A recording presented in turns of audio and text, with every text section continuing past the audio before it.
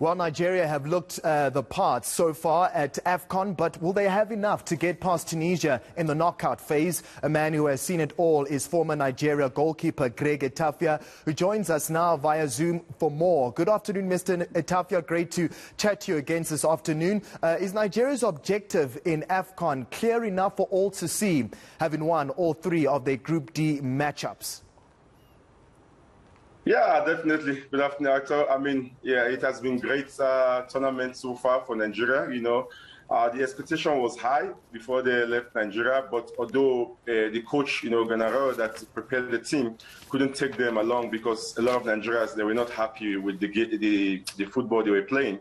So Augustine Egwavon, which is the whole head of Nigerian national team, remember he was there in 2006 in Egypt, and they know him very well. He's the right man that they gave the job right now. I think winning 3 games in the group stage, in all the whole teams, I think they are proving that they're the contender of the tournament right now. But against Tunisia is going to be very difficult. The Northern African, they know how to play this knockout game. Coming out from the group stage, you can't really judge them. They might struggle to come out from group stages, but when they come to knockout stage, that's where they show their mentality. But Greg, let's speak about their opponents in Tunisia. Having a great start to the tournaments. They will do anything for a place in the quarterfinals. Is this something the Super Eagles should be worried about? Yeah, with the form going to this knockout stages now, I think Super Eagles, they are very confident. The players are very confident. Tunisia is a very good side. As I said earlier on, coming out, struggling to come out from the group stage, it was not what everyone was expecting from Tunisia, but they are a very good side. They have just been knocked down with a lot of, COVID situation and a lot of injuries, about 10 to 11 players, I think, with injuries and COVID situation.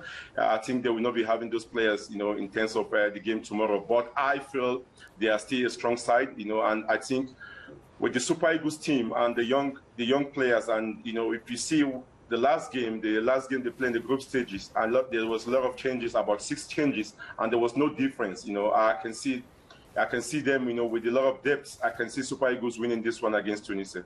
Let's go to the goalkeeping department. Are you surprised at Kaizer Chiefs' Daniel Akpeyi not getting a regular start as Maduka Okoye gets into the thick of things? During the qualifiers, Maduka has been playing, Okoye has been playing. He recently make a transfer move to Watford, and from Holland to Watford is a big step. He's going to play in Premiership next season. So he's a massive goalkeeper for Nigeria. Throughout the qualifiers, he has played all the qualifiers. So it's a bit surprised because Daniel Akpeyi in 2019. At 2019, he was the first choice, but we, went out in the quarterfinals. The good thing is still remain in the team, and which is very important. You need to have your old held around any new player or any goalkeeper you bring in, because goalkeeping position is a very dicey one. You can't just keep changing goalkeepers. You need to have a stable goalkeeper and a stable back four. So I think so far so good. Okoye have been doing very well, and I think the 4 goalkeepers in that camp, they deserve to be there. So anyone that is called upon, if anything, God forbid, anything happen to Okoye, I think they will step up to the plate. Let's continue to speak about that defensive work that is needed in the Super Eagles, in particular the midfield. You speak about Kelechi Iheanacho, the pairing of Iwobi and Ndidi, and the rest. They've caused problems for any opposition in Cameroon. Can they be contained by Tunisia tomorrow?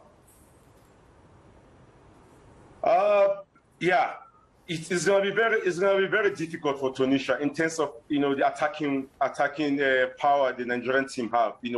Don't forget about Simon Moses. I think for the tournament so far, he's my player of the tournament in terms of the contribution that he has had in terms of attacking wise in Nigerian left flank. You have Kelechi Iheanacho, which we all know him in the Premiership. He's a deadly striker.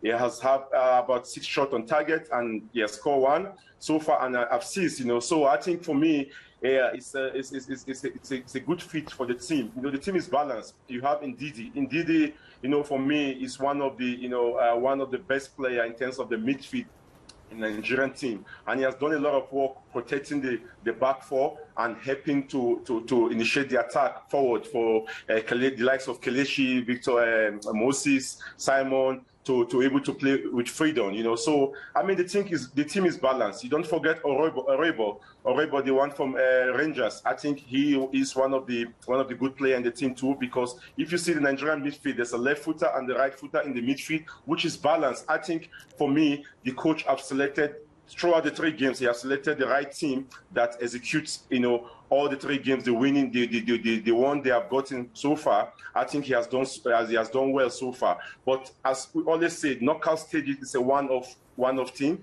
and with this Tunisian side, I'm just scared because of their set piece. Because if you check the statistic for their set piece, I think they capitalize more on their set piece. They are strong, they are fast, and I think, you know, it's going to be a very good game. You know, a very good test for Nigeria in terms of the knockout stage tomorrow. All right, Greg, final question to you. Where do you see Nigeria beating Tunisia, and how far can they continue in the competition? For me, with the history in terms of Nigerian, you know, going for AFCON, they have been into the semi-finals 7 times.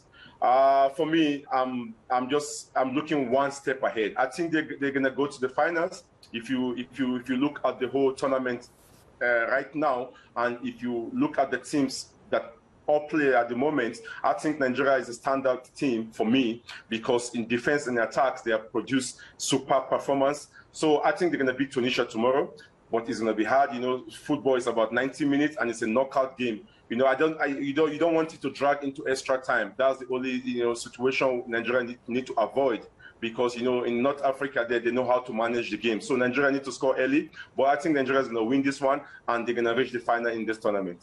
Wow, strong words there from former Nigeria goalkeeper. They'll win this one and reach the final. Can't wait to see if that will happen. And of course, great to be chatting to Greg Etafia ahead of their match against Tunisia in the AFCON knockouts clash. Promise to bring you updates of that game right here on eNCA.